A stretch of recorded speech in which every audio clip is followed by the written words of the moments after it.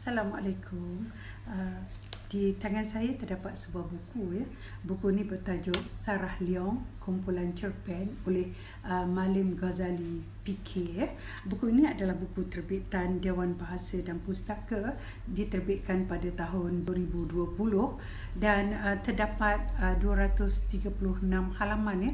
Kalau kita perhatikan buku ini sangat cantik dengan warna jingga, membayangkan, menggambarkan feminin seorang wanita bernama Sarah Leong. Okay?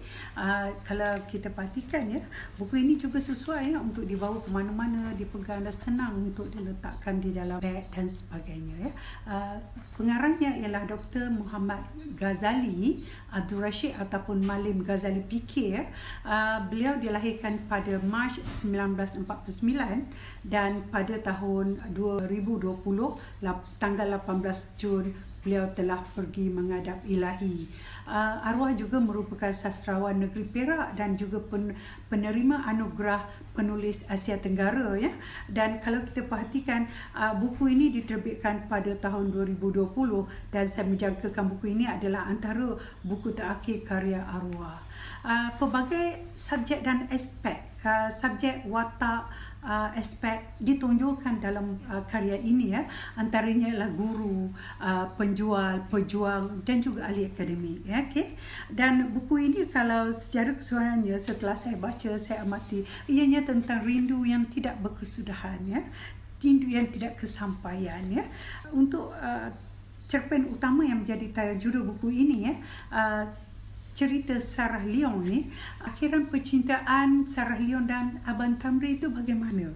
Mesti para penonton, para pendengar ingin mengetahuinya ya. Dan cinta Sarah Leong ini adalah cinta rentas agama, bangsa dan budaya berlaku di negara kita. Begitu juga ya, keseluruhan buku ini mengajak kita menjiwai watak-watak dan kisah percintaan orang yang tidak siuman. Terdapat juga dalam cerpen ini, dalam kumpulan cerpen ini ya. Dan mesti kita tertanya ya, siapa artis, siapa Dr. Hasni, siapa si pencuri kekasih. Okay.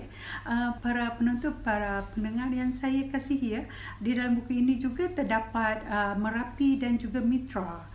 Siapa Pak Dugel ya, rindu si penjual rojak kepada anaknya ya, yang bernama Kang Usin ya, dan juga perjalanan di dalam sebuah ETS melibatkan pejuang di Patani, Thailand.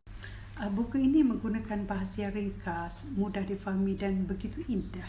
Ya, antara kandungannya ialah cerita Sarah Leong, Bahtera Putih di Sungai Sejarah, Pesanku pada Hujan, Teman Penyair dari Batam, Sepagi, Air, Tanah, Api dan Angin, Cikgu Puisi ya.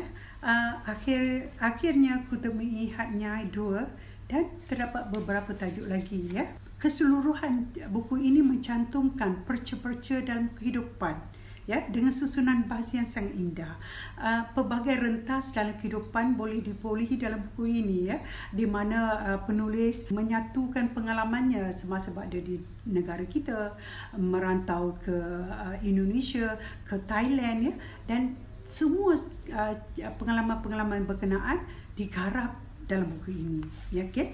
Cerpen-cerpen ini juga melarutkan pembaca dalam alam persekitaran yang ditulis oleh penulis mengenai pengalamannya secara jujur ya.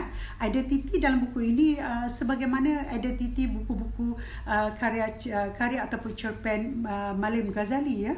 Pengakhiran dalam cerpen biasanya penutupannya secara terbuka dan sesuatu yang indah bagi saya ya, bila penutupan terbuka ni, sebab pembacalah yang paling wajar ya memahami pengakhirannya ya. Dan buku ini memang sangat layak dibeli, dimiliki oleh semua orang dan ianya satu yang sangat indah. Sehingga kan di dalam buku ini juga terdapat puisi-puisi yang sangat indah ya. Antaranya ialah Aku Hanya Lewat Seketika Sobat, menghirup aroma gunung yang gurih dan sarat.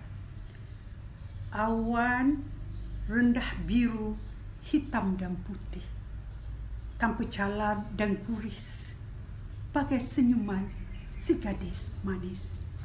Oleh itu, para penonton, para pendengar yang saya kasihi, belilah, dapatkanlah buku ini, miliklah buku ini.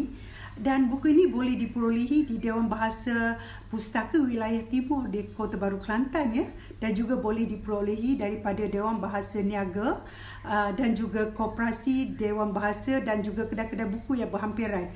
Juga boleh diberi secara dalam talian. Harganya hanya RM25, tetapi di dalamnya syarat dengan pengalaman yang sangat indah dan bahasa yang sangat menyenangkan. Jangan lupa dapatkan buku ini. Terima kasih.